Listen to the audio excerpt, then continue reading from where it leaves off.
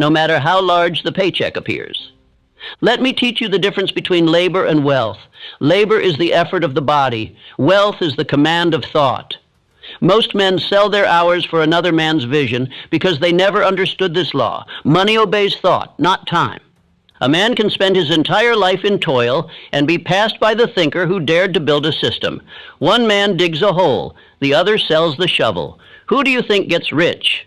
The poor man always points to effort. He says, "I worked hard. I showed up every day."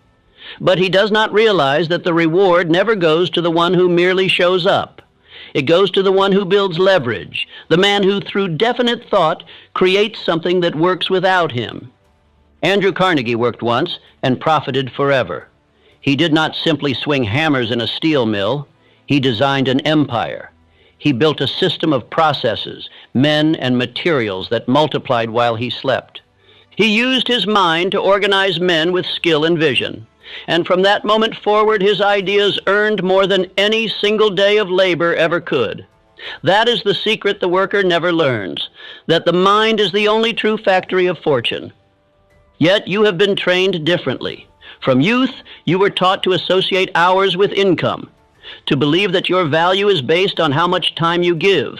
But time is a poor man's currency. It is the one thing you can never earn back. And every time you trade it for someone else's dream, you are selling the only thing that is truly yours. The truth is this: men were trained to work, not to think. They were trained to obey, not to build. And now they wonder why they labor for a lifetime and have nothing to show. It is not injustice.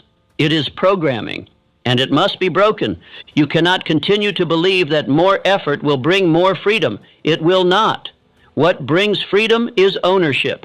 Ownership of thought, ownership of systems, ownership of purpose. Until you stop working blindly and start working with definiteness, you will always trade your life for crumbs. Listen to me. A man who never escapes hourly labor dies a servant. It matters not whether you wear a suit or swing a hammer. If you trade your time for pay with no greater plan, you are merely a more expensive slave. But there is a way out.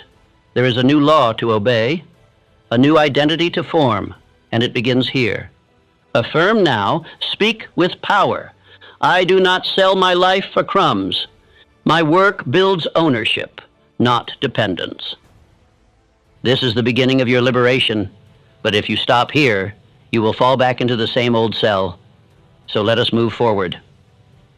Part 2, The Retirement Lie, A Slave's Reward.